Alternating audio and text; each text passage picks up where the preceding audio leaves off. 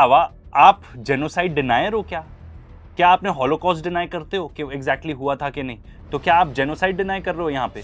आप कह रहे हो कि भाई जो फ्रेंच लोग हैं दे कांट बी जेनोसाइडर्स। क्यों नहीं भाई? आपने एक तो डुअल सिटीजनशिप अलाउ की हुई है, या तो आप अलाउ मत करो। फ्रेंच सिटीजन्स को इजरायली सिटीजनशिप अलाउ नहीं होनी चाहिए। May be you should make this rule.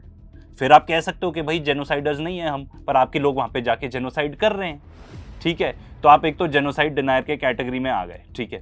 उसके बाद आपका जो स्टांस ऑन ईरान है वो क्या है? तो जो ईरान की IRGC है, जो डायरेक्ट सुप्रीम लीडर को रिपोर्ट करती है, आपको लगता है उनको टेरर ऑर्गेनाइजेशन घोषित कर देना चाहिए?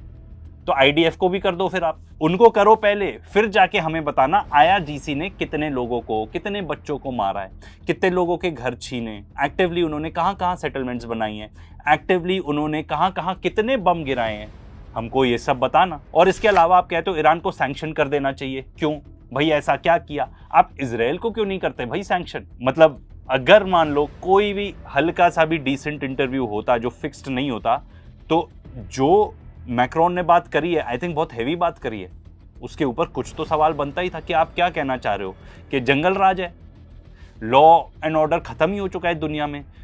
एंड देखो, हो तो चुका ही है, जंगल राज तो चल ही रहा है, बट आप उससे अग्री करते हैं। एंड ये सब आपके एक्शंस में भी दिखता है। 11% आपकी पॉपुलैरिटी तो हो ही गई है। इसके अलावा जो वहां पे फ्रेंच प्रो पैलेस्टीनियन प्रोटेस्ट होती हैं, ठीक है, उनको आप बंद करने लगे हो।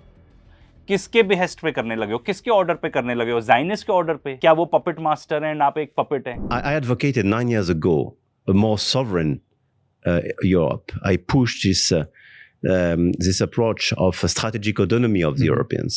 Some colleagues did follow me and wanted to cooperate. Some of us were super skeptical, saying, okay, this is a French idea. It will never work. And some of us were still in the certainty that the relationship with the US is something which will never change, and that this is a geopolitical umbrella and a strong alliance which will always deliver. I mean, all this approach collapsed. तो जहां तक European sovereignty की बात है, क्या ही रह गया भाई यूरोप में? आप ही बता दो, अपने मन से आप कोई डिसीजन ले सकते हो for Europe? Answer is no. And I guess आप कहीं ना कहीं वो बात एडमिट भी कर रहे हो। सब कुछ तो अमेरिका के कहे पे चलता है, एंड वो लोग जानते हैं ये चीज, वो लोग जानते हैं। एंड इसके सबसे बड़े सफरर तो जर्मनी है। इकोनॉमी खत्म है भाई उनकी, बिकॉज जर्मनी इतना बड़ा इंडस्ट्रियल हब होता था क्योंकि उनको चीप रशियन गैस मिलती थी।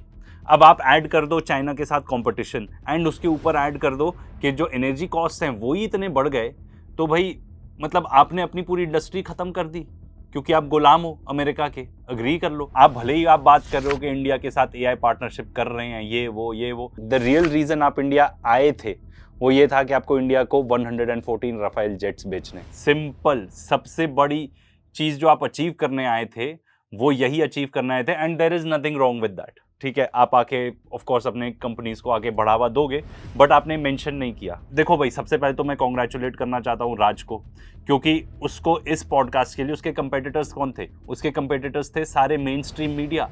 जैसे कि फॉर एग्जांपल इंडिया टुडे ने व्लादिमीर पुतिन के साथ किया एक इंटरव्यू, तो he had to beat all of these guys. And the fact that Macron also chose कि भाई मैं मेन स्ट्रीम मीडिया में नहीं करूंगा, उनकी कोई इज्जत ही नहीं रह गई है, मैं तो राज शमानी के साथ करूंगा particular podcast. And Indian government का भी ऑफ कोर्स इसमें हाथ रहा होगा कि भाई of course they have a role to play in this, कि भाई हम पॉडकास्ट के रूट जाएंगे rather than the main stream media news. This goes to show कि भाई credibility of a Raj Shamani podcast is much more than any main stream media. तो बताता है कि भाई हमारी मेन स्ट्रीम मीडिया की हालत कितनी खस्ता है। End of course criticism and में मैं इतना बोलूँगा कि बहुत टफ क्वेश्चंस आपको नहीं अगर पूछते, कुछ एक आध पूछ लेते तो that would have been better, but then again I don't know क्या क्वेश्चंस अलाउड थे क्या नहीं थे, ठीक है ना? बट एक चीज़ जो एटलीस्ट मेरा पर्सपेक्टिव है, सम में अग्री और नो, कि अगर आप किसी वर्ल्ड लीडर से बात कर रहे हो तो आज के डेट में जो सबसे बड़े रिस्क्स हैं, जो सबसे बड़ी प्रॉब्लम्स है हमारी दुनिया में, वो वॉर से ही रिलेटेड है।